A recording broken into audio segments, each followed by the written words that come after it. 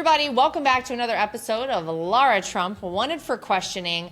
There's a lot going on, so I'm going to guess you probably have some good questions for me today. Let's check them out.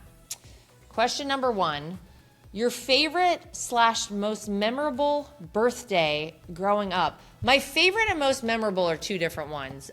The one I remember the most, I forget how old I was turning. I'm going to say maybe it was 5 or 7, something like that. I feel like it was an odd birthday, but my parents threw me a surprise party and they took me to my grandma's house to like open presents there. And then we came back to my house, and as I'm walking up the stairs, all these people jump out and surprise me.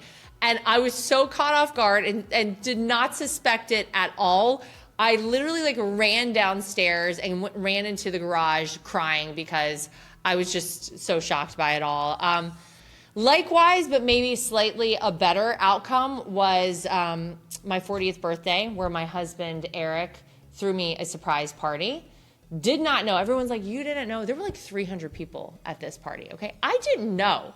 I was excited because I had my parents and my brother in town, and my dad's best friend, Andre, was in town. We had like a group of people who never gets together, that much anymore. And I was just excited to go out with a couple of my friends in Florida. My family was there, and I thought we were going out to dinner. And then he pulled a slick one on me, and all of a sudden, boom, there were 300 people at the pool at our club. It was amazing.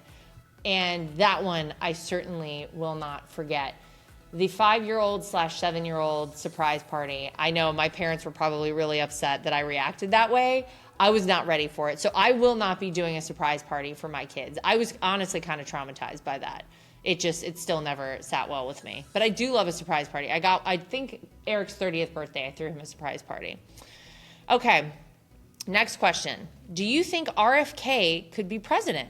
Well, he tried to run for president. Don't forget that. Don't forget that 1 year ago, right now, RFK Jr. was running for president, and he was running as a Democrat. Think about how wild life is. Like, this is how crazy the political landscape is, that you have someone who ran as a Democrat, who was pushed aside by the Democrats. The DNC did not want to have anyone primary Joe Biden. You had RFK Jr., you had Dean Phillips, who both tried to get on the ballot. They used all these like techniques and sleight of hand and everything, all their little ways and minions that they have in all these courthouses around the country to keep them off of the ballots. And they did not allow anyone to primary Joe Biden. Then don't forget, a year ago, not too far in the future from now, I'm going to say a month from now or so, we saw Joe Biden drop out of the race. And what did they do? Without a single vote cast for Kamala Harris, they plugged her right in. She became the nominee. No one in the country who was going to vote for the Democrat Party had to opine on her at all. They just plugged her right in. And so RFK has obviously shown us he's serious about wanting to continue the legacy of the Kennedy family. He's honestly, I think, going to be the most consequential HHS secretary in the history of America. I'm going to have an interview coming up with him very soon on my Fox show. And it's fascinating to see the things that he's uncovering, the things he's doing. But I'm sure it hasn't come at, no cost to him. It's come at a very high cost. His own family has come out against him because he dared work for and, vouch for and support a Republican candidate. And he now is working as a member of Donald Trump's cabinet. And I think so far it's been pretty impressive to see the things that he's done. I think that this is where the country wants to go. We want to be more maha. We want to know what we're feeding our children and what we're eating ourselves isn't poisoning us. We want to know the truth about things like vaccines. We want to know the truth about all of it. And it feels like for a long time, we haven't been allowed to even ask questions about any of it. So I think that he is going to find himself in a place at the end of his time as HHS secretary, which I assume will be the end of President Trump's term in office, very popular with a lot of Republicans, but also a lot of independents. A lot of people look at him as a guy who is just trying to do good and tell us the truth about things. So could I ever see him as president one day? I guess the answer is maybe. It'll be hard for a lot of the Republican base, I think, to truly come out and support him right now. But that that might change in the future. You know, he's been great in this new role, like I said. So we'll have to see what happens. Crazier things have happened. Donald Trump became president twice, and I'm going to argue he won the votes 3 times to be president. As you know, our friend Mike Lindell has a passion to help everyone get the best sleep of your life. He didn't just stop by simply creating the best pillow. Mike created the best bed sheets ever. They look and feel great, which means an even better night's sleep for me, which is crucial for my busy schedule.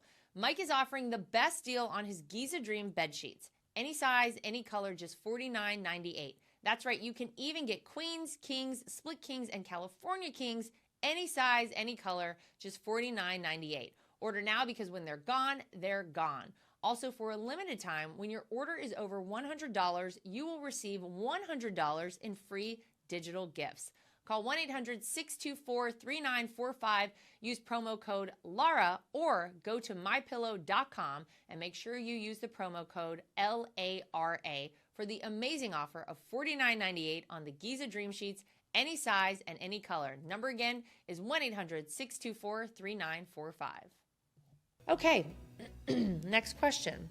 Is it weird to you to see people on the left defend Iran against America? It is wild. It just continues to prove to me, when you have Americans who have the ability to live in the greatest, freest country on earth, and you have that ability to go out there and speak on behalf of this absolutely atrocious regime in Iran, and nothing happened to you in America, other than many of us think you're an absolute psychopath, it shows you how fortunate we are to live in the greatest country on earth. It really does. There's nowhere else that really allows you the freedoms that we have here in the United States. But Iran is the #1 state sponsor of terror.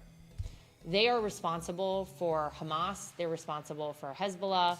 They're responsible for what took place in Israel on October 7th, almost 2 years ago now. They are responsible for the bombing of so many Israeli cities, as we've seen over the course of the past, week and a half, 2 weeks now. And they were close to developing a nuclear weapon. And that would have been a disaster for the entire world. The world is a safer place right now because Iran does not have a nuclear weapon. To see people out there advocating for this regime, why don't you go talk to people who live in Iran? Talk to the Iranian people and ask them what they think of their own leadership there. Because they have committed in Iran some of the most outrageous and disgusting human rights violations and atrocities imaginable. Most of these people who are out there chanting for Iran and advocating for them and supporting them have no idea the kind of torture that happens to their very people there, and the things that they have done in the name of, I guess, religion.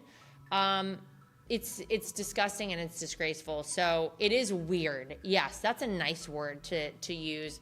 To see people who would be willing to advocate for that kind of behavior, that kind of regime. Again, I would just suggest that maybe they want to take a second and listen to the people in Iran. You know, they don't even have the ability right now to access the internet.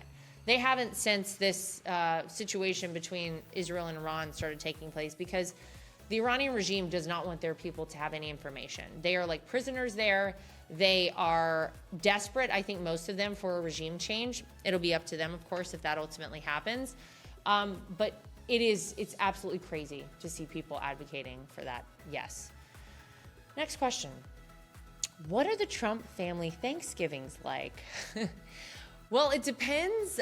Depends who's involved. So, you know, typically Thanksgiving, we usually all go to Mar-a-Lago. And they're different now than they used to be. I'll be honest. It's a different animal now, because there are a lot of people who come to Mar-a-Lago. Back in the day, we used to sit in sort of like the living room area of Mar-a-Lago. Like when you first walk in, you've probably seen the beautiful kind of super high ceiling living room. And we used to sit at a table there with the family. And then there would be kind of a few other tables around for members.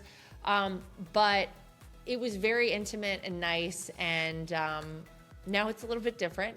Now we're in the ballroom because there's so many people who want to be part of Thanksgiving there at Mar-a-Lago.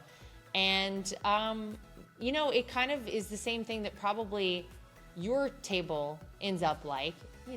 Maybe we have a buffet instead of you cooking your turkey yourself. Now, if I'm at my parents' house, we're doing that all ourselves. But it's amazing because it doesn't matter who you are and it doesn't matter where you celebrate these events.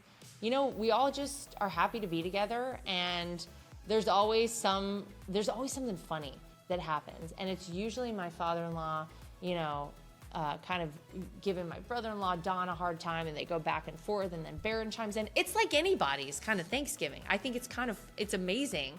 Our last name is Trump, but we do the same thing that you do probably too much food. You load up your plate with a little too much.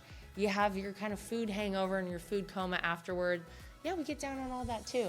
Now, if we're not at Mar-a-Lago, like I said, and we go to my parents' house, then my mom and I are doing all the cooking. And my other family members, my cousins and aunts and uncle and everybody come over, and they all bring their own dish. But it's just great to be together. No matter where you are, no matter how you're celebrating, I think we all could use more time together. And so this past Thanksgiving, I remember being very grateful for everything that had just happened. We had just finished this crazy election.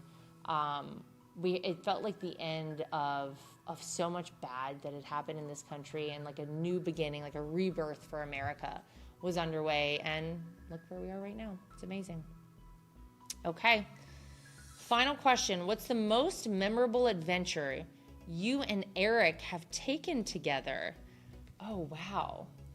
Gosh, I don't even want to tell you how long we've been together because it's been a long time. We did a road trip together one time from New York all the way down to my parents' house in North Carolina. And it's fun I don't care where you're going. I think a road trip is really fun. Now, I can't do like the multiple days, like a 2-day road trip is good with me. But we had Charlie and Ben, our dogs, with us, and there was so much of that just being able to enjoy driving through this country. And we stopped at Trump Winery in Charlottesville, Virginia, which is one of the most beautiful places in the world, I think. That was a really fun one. Our honeymoon, you may or may not know this, had to get switched around because I broke both of my wrists riding a horse 3 weeks before our wedding, and we were supposed to go to Africa on a horseback safari. Could not do that with 2 broken wrists. So we ended up going to Belize, and I feel like your honeymoon is very memorable. We had a great time in Belize, and we've been back since to the exact same place because we loved it so much. And I won't tell you what it is because it's our secret. But you know what? I feel like anytime Eric and I go somewhere together, we recently just went to Vietnam, and it's a place that neither of us had been before. And I'll tell you, the travel there and back, if you're going for like 3 days like we did, it's pretty aggressive. And you know what? We have a fun time wherever we go. So whether we're on a road trip down to my parents' house in North Carolina, we're going to Vietnam, or we're going to Belize, I feel like we always have fun together. And I think we need to plan something. We're the worst because we both travel so much for work that it's really hard for us to then say, oh, let's travel for pleasure and let's travel. We kind of just want to be at home, like with our kids. But we both agree we have to plan something. So give me any suggestions as to where we could go. And we don't want to go long. I can't go somewhere for a week. I'll go absolutely crazy. So will Eric. I'm talking like a 2-3 day max trip somewhere. So I'm thinking probably continental United States. Where should we go? Send me your suggestions. All right, that's going to do it for us for this episode of Lara Trump, Wanted for Questioning. Send me some more. Like I said, we got a lot of things going on. I'm knocking over this microphone. I know you've got some questions, so send them in. I always want to answer them. You can post under this episode. You can go to any of our social media, of course, to post.